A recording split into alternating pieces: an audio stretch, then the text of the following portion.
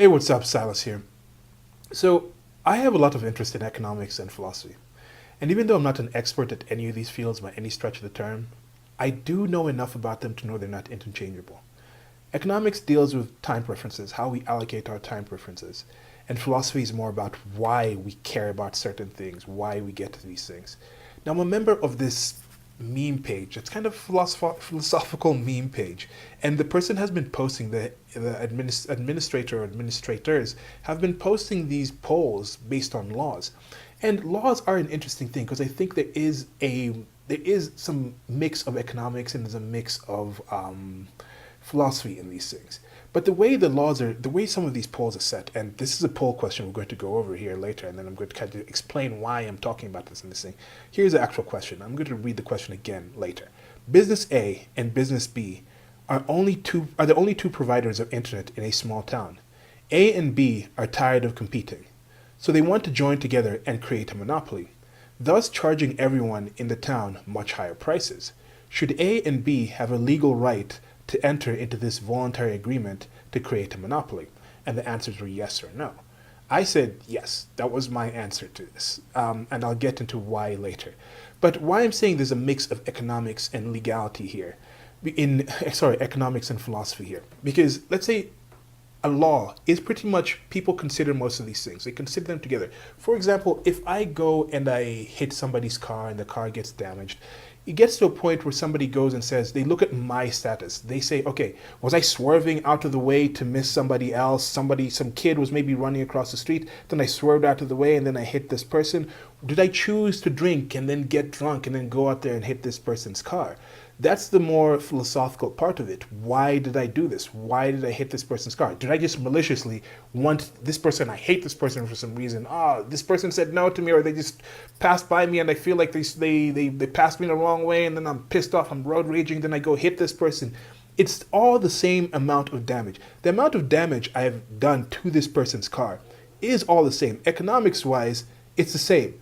You just know this is the amount of damage that the car has received. If this person needs that car to go to work, and then that person is going to lose maybe $200 a day because they can't get to the office, that's a purely economical thing. So economically, if I am found responsible for having deprived this person from using their vehicle, then I can just be justly charged to pay this person that's $200 for every day he's going to miss, and then the amount of money to fix that car, and then some extra damages just for the guy's feels or things like that, depending on the situation.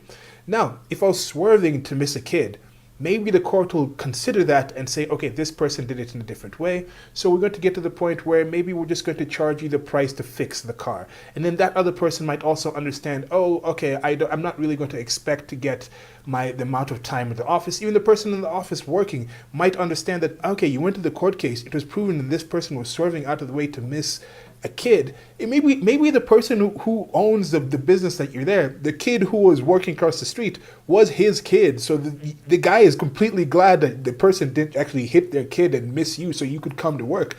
They're glad. So they're like, no, you can still get your pay. So there's all these other considerations. So right there, philosophy kind of plays a part in the legalities of the law.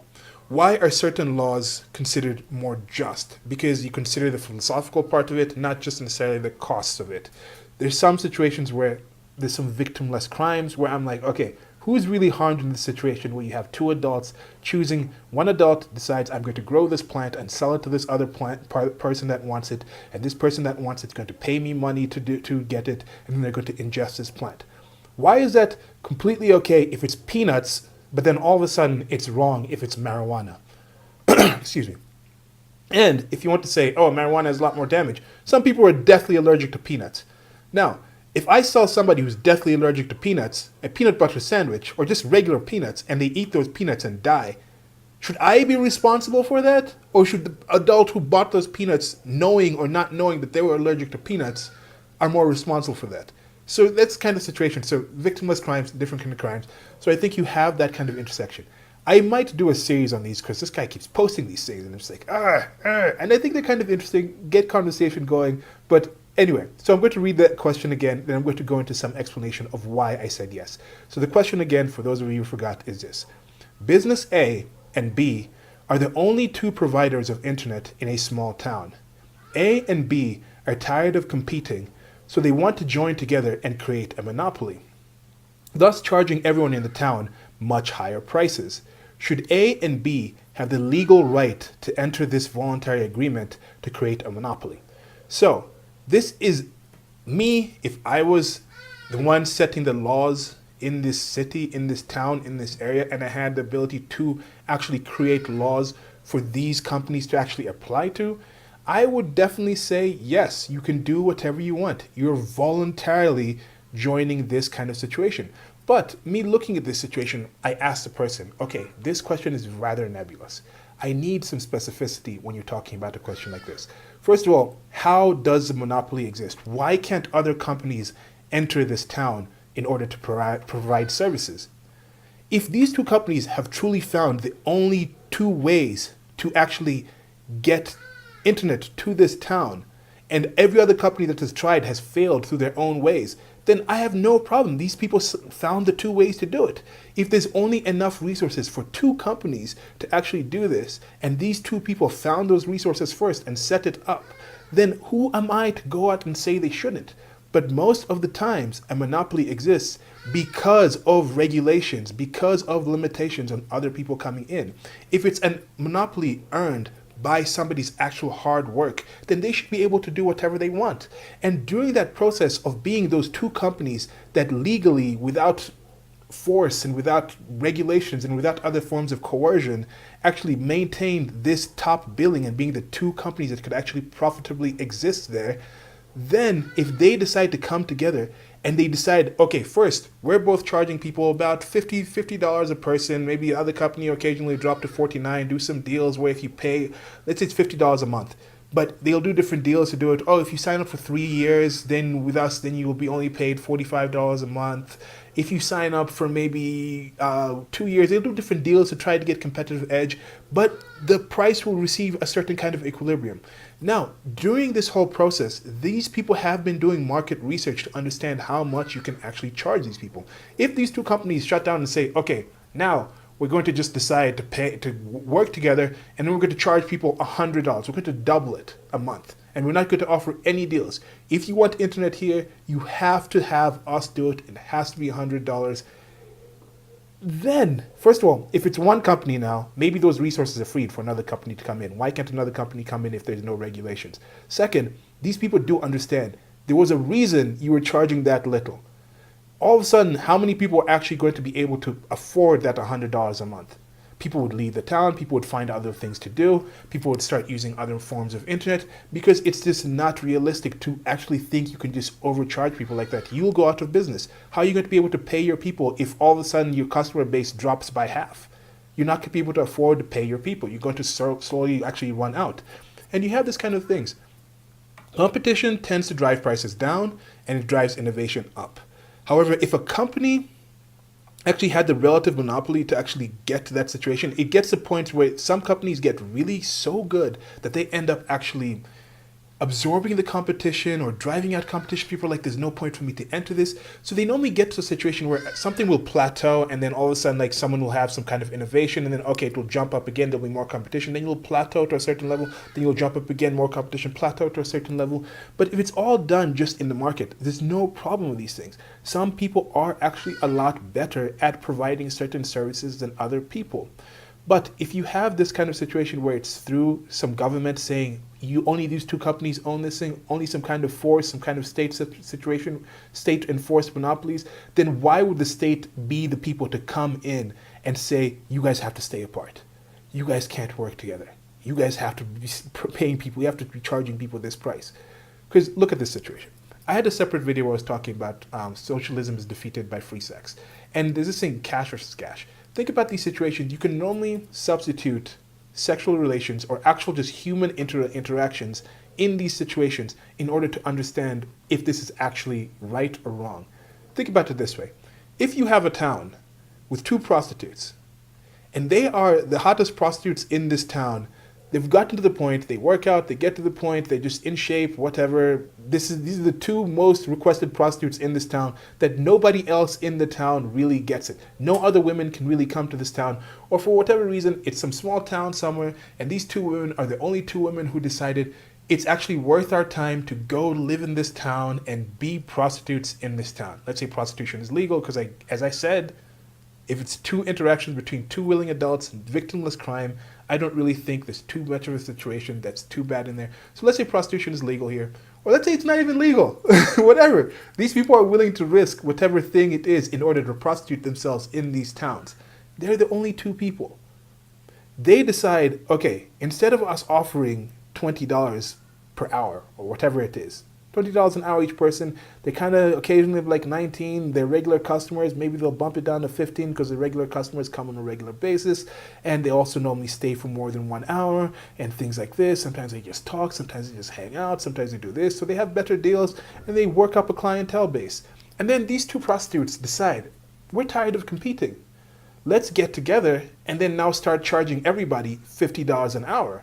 It doesn't mean every man who was actually coming to these prostitutes would still actually come to these people for $50 an hour. They would start doing other things. They would find other ways to actually fulfill that need. Economically, they'd be like, this is no longer viable. And then people actually doing it, the prostitutes will not be able to just come together and charge that. But should these prostitutes legally be allowed to decide who they actually deal with? Hell yes, they should. Why should I come in there and say, no, you guys have to do this? Now, imagine if there's a monopoly in this town of these two prostitutes because they're these pimps. They're these people who come in and say, okay, every interaction, we're going to go out and deal with the clients. We're going to go out and give you this kind of interaction with the clients, and then you're going to give us a percentage of all the money that you make from these clients because of this service we're providing you. And we're also going to make sure that no other women come to this town. If any other woman comes to this town, we're going to beat them up, we're going to chase them out of here, we're not going to allow them to do this. Any Johns who go to this woman to actually get services from them, to be serviced by this person, we're going to chase them off, we're going to beat them up. No, we're not going to allow that. But if you two prostitutes decide you're going to work together, we're also going to be the ones who keep you guys apart. You have to stay apart. You have to keep charging your $20 an hour so you keep getting customers. It's up to us. That's the kind of situation if you're talking about this external laws. If the monopoly exists because of pimps, then pimps shouldn't be the ones to keep these two women from working together. So if it's a complete thing where these two women decided we're the only two women who are actually going to go to this town, or we went to this town and we just decided to work out better and just be better at our prostituting than any other women out of here, that we chase them out of here, and it gets to the point where they think they're going to come together and decide to work together and create one brothel and then start charging people higher money because they're providing the same kind of service or they have some kind of lock in there, and then people are willing to pay those higher prices. It's not up to me to say every man in that town who has $15 should have access to a prostitute, so I need some kind of law to make sure these two prostitutes, or bring other prostitutes in to make sure there's enough prostitutes, make sure there's a $10 prostitute. Because why do I have to limit it to the people making $15 an hour? Why shouldn't I ensure there's a law for everybody who has $5 an hour to get access to this prostitute? Why shouldn't I be able to do that if it's just legal and just to do this? So that's just some thoughts on this. Let me know what you guys think about this situation. I think a lot of situation with laws when it comes to business, that might be a key thing to think about. When it comes to laws in business, get the morality aspect of prostitution out, or just selling just completely yourself, because this is what businesses are. Businesses are people interacting with other people. So when it comes to this situation, try to think about that situation. Think about prostitution. Think about relationships. Think about friendships. And in this series, if I continue these, there's a few others I've thought of. And that's probably what I'm going to be doing. Trying to get these situations and not just having this nebulous or this impersonal kind of idea of this government or this state or this corporation. Like, it's not just people doing things. These are just people. These are people interacting with people. It's not like some separate entity that's just out there, that's just faceless or personless or emotionless or just, no, it's people interacting with people. Okay, goodbye. Okay, so since I posted this, that meme page has kept posting things about economics and politics and has exposed themselves to be rather on the political left. They're advocating for a lot of things with taxation and bigger government, and they have also indicated rather clearly that they are not a fan of President Donald J. Trump, and they indicated they were in the United States of America because they said they were going to attend one of those, I think, 90 different protests that were set up right after the Attorney General Jeff Sessions got fired. So, anyway, I'm trying to wonder, where does this come from? On the screen right now is one of the seven deadly clowns that I designed. This is based off of the seven deadly sins, and this was about greed. So where do you think this whole thing of taxation comes? This need for it. What do you think covers it out of the seven deadly sins? Greed or sloth, gluttony, envy? What do you think actually covers it? It's not lust. I don't think it's lust. I don't think it's wrath. But I think with that technique of switching the businesses from just, oh, this corporation, or oh, this restaurant, to switching to something like prostitution, or just interactions between people, is a technique I'm going to be applying on this series as often as I can, to kind of show that, hey, if it's just somebody physically doing something, then why is that different than a bunch of someone's under a corporation, under a business, doing something willingly or not? And coincidentally, I'm also currently listening to the audiobook of Man, Economy, and State by Rothbard. And right after I recorded this video, a few days later, I got to the part in the book where he actually talks about this and breaks it down in a lot more convincing and practical way to understand this material. And I'll have a review of that book once I'm finished it in the last chapter. Excellent book. A lot of people out there are just economically illiterate. I don't think they mean bad. They mean wrong. They mean ill about these things. Otherwise, they wouldn't go to the lengths to actually be like, we're doing this to protect people. These things save people. So I just want to inform people and be like, we both want to help people, but what you're doing is not helping. So stop it. Stop. Just stop. Goodbye.